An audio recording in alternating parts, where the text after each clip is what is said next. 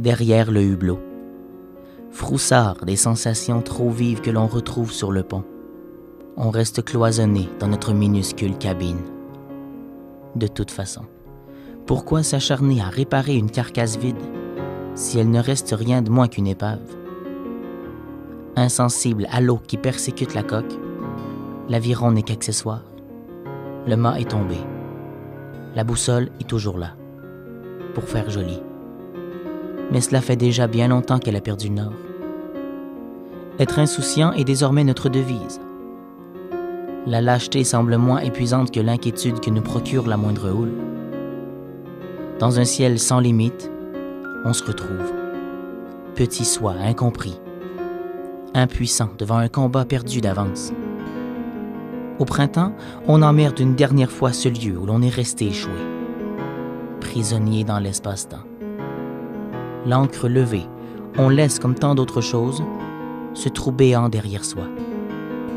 Cette vie instable devient notre réalité.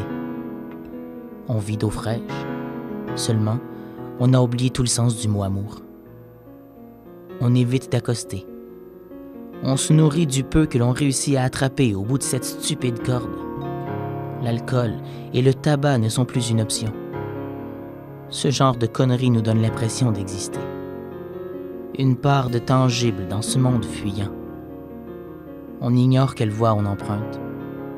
Peu importe. C'est le chemin que l'on parcourt et non la destination dont on se soucie. On devient maigre, triste et vide. Désormais sourd au jugement que poussent les vagues par-dessus bord.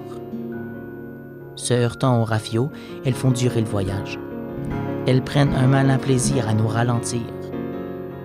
On était innocents, remplis de volonté devant les mystères de ce monde. Maintenant, on attend, figé. Le moment, celui capable de nous libérer de cette prison de glace. On se souvient qu'avant, notre regard portait plus loin que l'horizon. On se souvient. Arrivé au bord, on regarde, désolé, ceux qui, insouciants, mettent les voiles à leur tour. On leur a promis tant de choses.